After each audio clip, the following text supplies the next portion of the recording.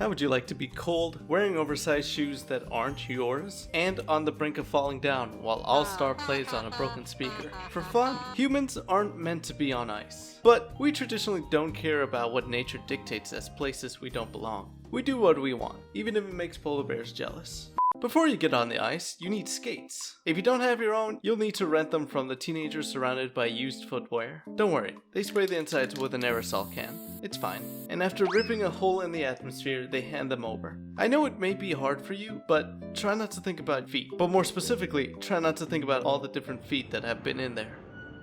It's time to get on the ice. You have your blades on, and as you're seemingly learning how to walk for the first time again, you waddle to the rink. Try to wrap your head around the idea of staying balanced on two blades, like you are when you're waddling, but a lot more slippery. The first step on the rink is crucial, because it'll make or break your ice skating career. Literally. If that foot slips off and your other foot stays on dry land, then you'll suddenly learn how to do a split real quick. Always expect to fall. If you're over 60 and you fall, they'll use that same ice to store you in the morgue. Otherwise, you'd be able to put ice on the injury right away. Just make sure to fall in a way that your fingers don't get chopped off by a nearby knife boot.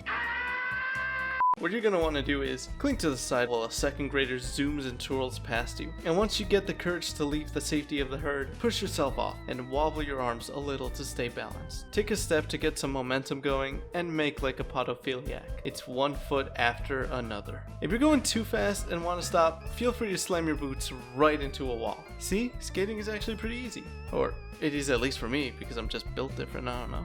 Beginners can be compared to lemmings, where they watch other people and do what they do, but the one they're watching is doing the exact same thing, and so on and so on. It just goes in a circle. That's why rinks are often shaped as circles, so nobody gets lost. There's nothing much to say about casuals. This is a hobby where being one is actually a good thing. They know enough to not fall constantly and, much like the tapeworm inside of me, are just there for a good time. Hardcore skaters. They own their own custom engraved skates that properly fit. They break all the rules. They zoom past people, do tricks, skate backwards. They need everyone to know that they're the real deal. Please, this is the only thing they have, and they've been waiting all year for this. They're psychopaths. I'm not kidding you when I say that they actively sharpen their blades. That's an actual thing they do. Skating is a really good date activity. It doesn't matter if one of you knows what you're doing or if neither of you does. You'll both laugh whenever someone falls, and you'll have a good time overall. This is where it all begins for you two. This is where you fall in love. This is a moment you'll tell your grandkids about. This is it. You found your soulmate here.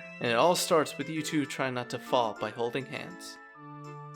Like that's ever gonna happen. Yeah, we all know that holding hands before marriage is illegal, you filthy sinners. Everyone, out!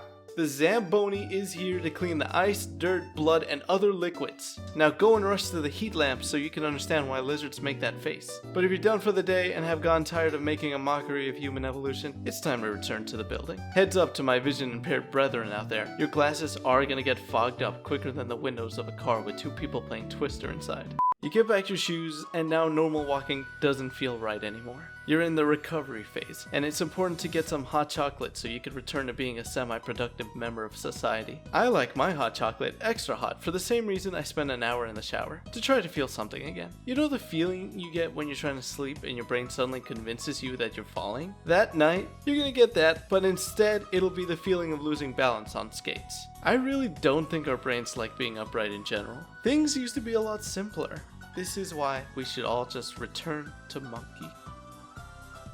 I remember one time I saw parents skating, but they had like their child in their arms, and I just kept thinking, what happens if you fall? They'll either squish them or yeet them off into the ice. Like, what? I never hold babies or anything, mostly because I hate them. But also, that's way too much responsibility. And then this guy is skating with his kid like he just took out a life insurance policy or something.